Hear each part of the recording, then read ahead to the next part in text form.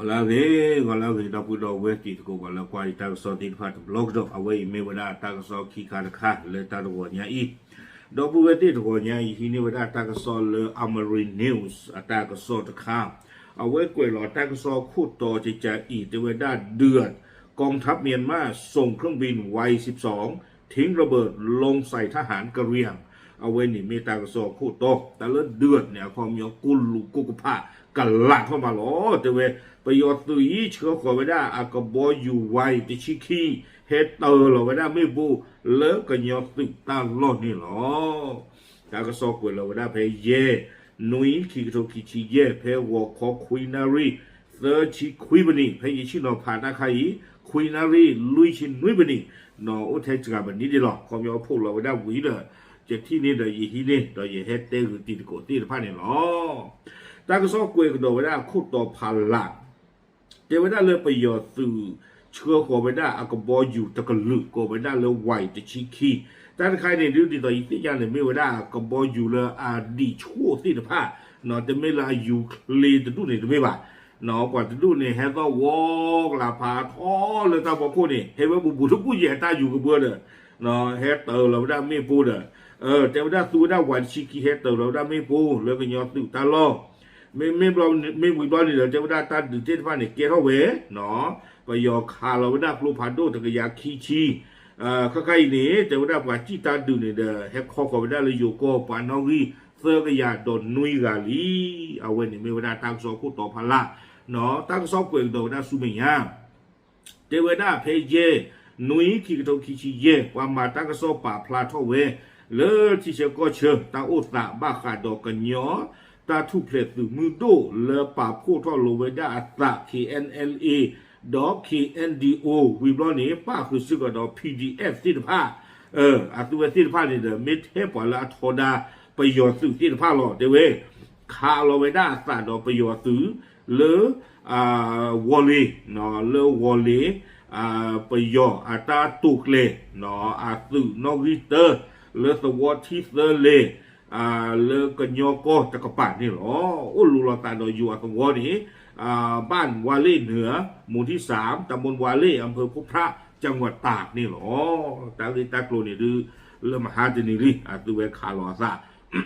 วิบล้อนี่เดอตั้งซ่อนนี่กวยไปได้จะอีเดี๋ยวไปได้เลย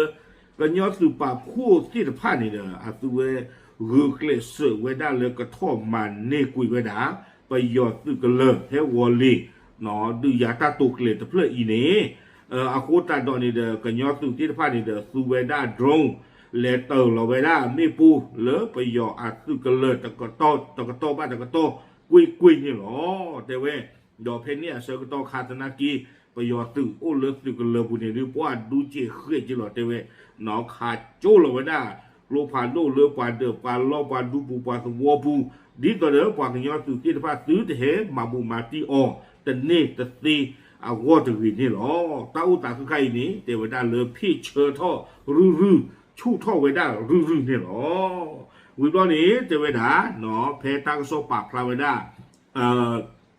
เพมฮาคอลอสุนี้เนาะประโยชน์ซื้อไว้ได้อากบออยู่ไวติชิคีแค่เรื่องนี้เนาะเฮเตอร์เราไว้ได้ไม่ปูนี่หัวเพลอแค่เรื่องนี้คือบล้อแต่บล้อนี่เดี๋ยวเฮเตอร์เราได้ไม่ปูนี่หัวเพลอเดี๋ยวได้ตอนนี้จะเชื่อเพลอรีบเอาไปเลยเนาะไม่เลยทางบ้านดูบ้านฉีข้อนี้เนาะตากระซอAmarin News เดี๋ยวได้เลยแต่บ้านตาติงยาลอเชดีบ้าเดี๋ยวบ้านศาสนาเกดอหรือเป็นติงยาใครนี้เดี๋ยวได้เลยปล่อยเลยอาจีตาดื้อที่ผ้าเลกันยอก็เฮคอขอไปได้อยู่ก้อนนี้โอ้ยได้ปานนอรีเซอร์กยาโดนนุยกาลีเซอร์กยานุยกานี้เนาะเอาไว้ได้อาโปควาคือชีคือกาอาโปมือตะกยาตะชีเซอร์กาเนาะโพซาโปควาคือชีขัวกาโพซาโปมืออากาคือชีไม่เลยตาพิจารณาเจอข้อนี้เดินเลยโยเปอร์ปราตะกปาดอเปอร์โกตะกปาดอพวกพระอเปิดก้อนที่ผ้าที่เดินกระเจกระต่อที่ไว้ได้ปว่าละเฮจิตาดึงที่ผ้าเลือกกันเลยอุกันดูไว้ได้เลือตาล็อกขี้ต่อนี่หรอกล้วยพลาขาไว้ได้เจจานนี่เนาะวิบล้อนี่เดินกล้วยกินไว้ได้ลากเตอร์เจียพู เนาะเทวดาไม่เลยตาดูตาอย่าตาอุตสาเพมหาตนีเพลาทอลุยตอนนี่ดูตูเลสตอนนาฬิกาอีเยตอมหัวคอนี่เทวดาเลปว่ากันยอเนาะเลก็ปูนี่เดบ้านโดสีเวดาคีกะเทวดาจิจานี่เนาะวิบลอนี่เดสีเวดาคีกะวิบลอนี่เดบ้านโดเวดาเตกะว่าเตกะอีบ้านตาเฮกุสายามปลาเวดาเลอยู่ก็ลีเนเนาะกวยเวดาเลยอยู่โปรดใจเทวดาสำหรับการสู้รบหนักตั้งแต่วันที่4กรกฎาคม68จนถึง5กรกฎาคม68มีราษฎรชาวเมียนมาเสียชีวิต2คนได้รับบาดเจ็บ3คนนำตัวเข้ามารักษาที่ฝั่งประเทศไทยเนาะตั้งกระซ่อนเนี่ยกวยข่าวไว้ได้ตื่นแผ่นนี่เนาะอาโคตตาดอนนี่ดูจิชมุตาเนาะเอาไว้นี่ดูจีเจหรอเนาะตาดูนี่ดูกษัตริย์ทไว้ได้อัตราสู้เมียดีเนี่ยหรอบางครั้งตั้งที่ตั้งกลุ่มใครเนี่ยคนที่พอเนาะอยากเลย1 หลอกวันเรื่องเอาไว้ได้เอกกิติศักดิ์แม่สอดเอาไว้พุ่งสลองบ้ากันตั้งที่ตั้งกลุ่มใครอุตโนสิก่อนนะก็อยากเรียกว่าเอาไว้อัปเดตไว้ได้จิตใจอีเนาะตลอดช่อนี้ตลอดช่อละตาดองเอาไว้ได้ตั้งก็สออมรินนิวส์ปะพลาไว้ได้บ้าเอาไว้รีพอร์ตไว้ได้เรื่องเพลมาฮาตนิลีเนาะเตไว้ได้เพมือฮาโลคูนารีแต่ชี้เย็บนี่เนี่ยไปยออากบอยู่ไว้แต่ชี้ขี้เฮอยู่ท่อเวเฮเกิดเราได้ไม่โปแค่เลยนี้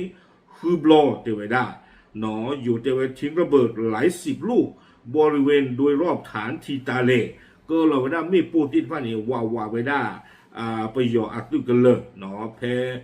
วอลลี่อัตุกันเลยคู่เขื่อนนี่หรอเตไว้ได้จิจานี่ไม่โปซอจะทรุดซอจะพร้อมมาเตไว้ซอคูตุไว้ได้เลยอยู่กอดตะกป่านี่หรอไม่แล้วก็ย้อนตุตะกป่านี่สูไว้ได้ตรงเลตเราไว้ได้ไปยอตุกันเลยซอทนิกเลยสิก่อนเตไว้ได้เนาะอาคูตันตอนนี้ตาดูเตฟ้าเนี่ยชุ่มท่อไว้ได้รื้อเนี่ยหรอไม่เลิกไปจี้ก่อนเลยอยู่ก็ตะกป่านี่ดูกวยไว้ได้นอกที่โลละตะเนาะเตอร์ขยาดอนนุยกะวีบลอนี่เดกวยกี่ไว้ได้ลางกระเตอร์เตไว้คาดว่าสงครามในพิกัดดังกล่าวในศึกบุกชิงฐานเมียนมา2 ฐานสุดท้ายจะปะทะเดือดมากขึ้นเนาะเตไว้ได้เลยประโยชน์ตึกเลยแล้วอุตเตกิคีเพื่อโลหะกัวเพนนี่บ้าตาติยาไว้ได้เลยตาเกิดฮึกเลยเสมาไว้ได้ตัวอันนี้อาคูตาตอนนี้ตาดูนี้ก็ชู่ท่อไว้ได้กุยนี่หรอเอาไว้ในปากพลาท่อไว้ได้เลยเอกเกียรติศักดิ์แม่สอดนี่หรออาคูนี่เดินเป็นหน้าหูเพมหาลีเนาะปาโลบุพันธุ์ที่พ่ายที่พูดเราไว้ได้โอ้เลยเอาไว้ประโยชน์ก็บอยอยู่เฮเตอร์ไม่ปุลีเจ็บไว้ได้จิจานี่อาคูตาตอนนี้เด้ออุตันคานี่ยินดีเลยญาติบอดีเลยญาติบอดีเด้อเพมือลือใช้เป็นที่บดีเป็นเลยบ้าบุเป็นเลยบ้าย้อนอีกใครยี่ท่อกัดเจดอเนาะบ้านซานากิดอเอาไว้กว่าแล้วอุบุพันธุ์ที่พ่ายดูที่เราไว้พูดเราไว้ได้ทอมบุหรอโอเคเอาไว้นี่เราไม่ไว้ได้ตาอุตสาเนาะแพ้มาหาตนีดอตาตัวใหญ่นี่หรออาคูตาตอนนี้ที่ช่วงตาตนีใหญ่อยู่ตาก็ซอกหมาพลาท่องดอกไว้ได้หรอกเนาะไม่ตาอุตสากับมาตาดีเลยเขาเนี่ยคือประเทศติดดีบ้านนี่อ๋อแกป่าพลาดูที่ใหญ่ชูปาเจอที่โพดโกโพดเทียหรอตามเลย